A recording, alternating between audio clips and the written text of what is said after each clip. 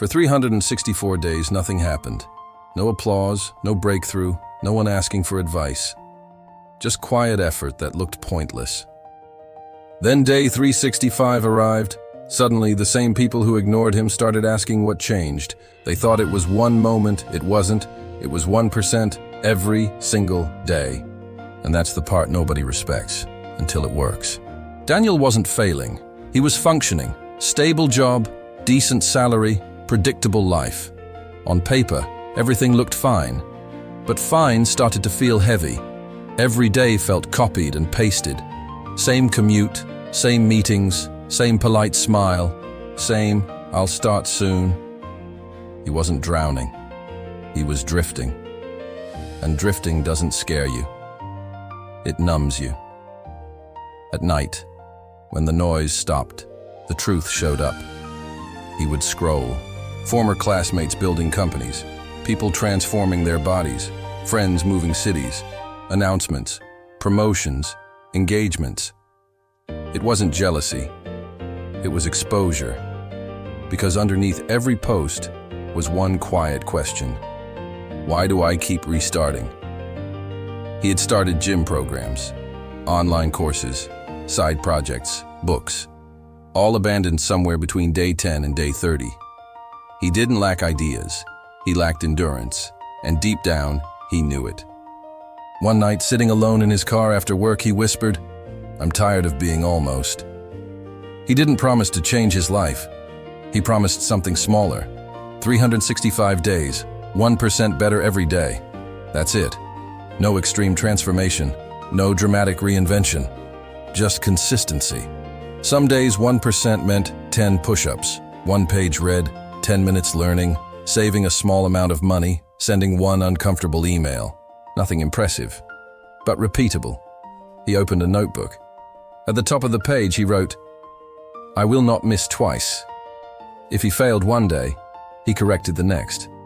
No emotional spiral, no restart speech, just return. Because he realized something critical. Motivation is emotional. Standards are structural. Emotion fades. Structure remains. Day 1 felt strong. Day 7 felt promising. Day 21 felt inconvenient. Day 30 felt pointless because nothing changed. His body looked the same. His job looked the same. His life looked the same. And the mind started negotiating. You deserve a break. This isn't you. You're overdoing it. Start fresh next month. Consistency doesn't feel powerful in the beginning. It feels repetitive. It feels boring. And boredom tricks you into thinking you're not progressing. But Daniel kept showing up. Small action, daily. Even when it felt embarrassing how small it was. Even when no one noticed.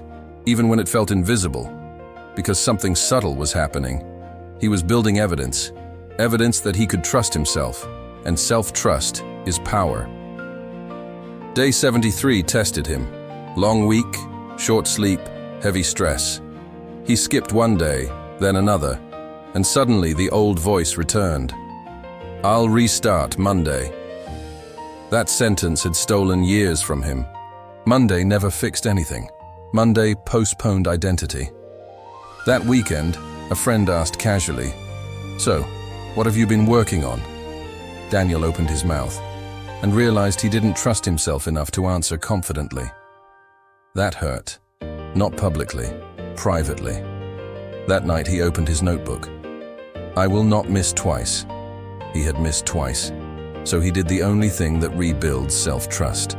He returned. 5 push-ups, 1 paragraph, 10 minutes of learning. It wasn't dramatic. It was corrective. And correction builds character. Day 143 felt different. No excitement, no visible progress, no reward, just fatigue. He sat on the edge of his bed and thought, "No one would know if I stopped." And he was right. The world wouldn't collapse, but something inside him would. Because quitting doesn't destroy your image. It erodes your identity. He imagined 2 futures. One version quits today. 6 months later, he's back at midnight scrolling, watching other people move forward. The other version does something small today and earns one more day of momentum. He stood up. 5 push-ups, 1 page, 1 paragraph. Not because he felt strong, because he refused to be weak. That day wasn't victory, it was rebellion. And rebellion against your lower self is where identity shifts. Around day 200, something changed.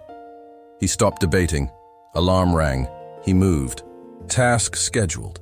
He executed. No internal conversation, no emotional negotiation. Just structure. That's when confidence changed form. It wasn't loud. It was calm.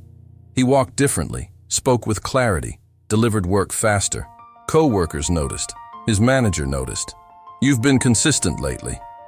That word hit differently. Consistent. The same trait he once lacked now described him. Then life tested him again.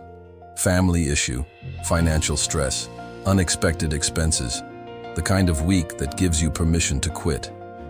He almost told himself, I'm dealing with real life. This can wait. But he remembered something important. Real life is exactly why the standard matters. So he did the smallest version. 2 minutes of movement, 5 minutes of learning. 1 paragraph written. Not perfect, but present. The old Daniel used stress as permission to stop. The new Daniel used stress as proof he needed discipline. That's growth. By day 280, his body had changed. Not dramatically, but clearly. His shirts fit differently. His posture improved. His energy stabilized. He had also been practicing a skill quietly.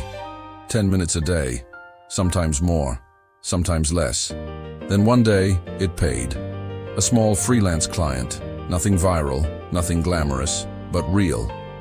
He stared at the payment notification longer than necessary, not because of the money, because it proved something.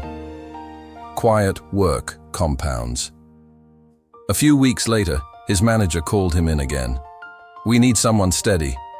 Steady. The same word that once exposed him now validated him. This role requires consistency, she said, and you've shown it. He nodded calmly. But inside, something settled. Not excitement. Relief. Relief that he had become someone dependable. He didn't post about it. He didn't celebrate loudly. He drove home in silence. Because he finally understood something powerful. The loudest flex is quiet stability. Day 365 arrived quietly. No fireworks, just reflection. He opened his notebook from day 1. The handwriting looked uncertain. The tone sounded fragile. He didn't recognize that version of himself. Not because he became rich, not because he became famous, because he became solid. The old Daniel needed motivation. The new Daniel had standards. The old Daniel negotiated. The new Daniel executed. The old Daniel waited for confidence. The new Daniel built confidence through evidence. And the proof was simple. He showed up when it didn't matter. That's why it mattered. Here's what 1% really means. It means you stop chasing intensity and start building inevitability. 1% feels insignificant today, but compounded over a year, it reshapes identity. Every day you show up, you cast a vote for who you're becoming. Most people don't fail because they lack talent. They fail because they can't tolerate the invisible middle, the boring part, the silent grind, the repetition no one claps for, but that's where transformation lives. You don't need a breakthrough, you need a baseline. So, if you're watching this and you feel stuck, don't try to change your entire life tomorrow. Change your standard today, 1%, every day, and 1 year from now, you won't need motivation. You'll have momentum.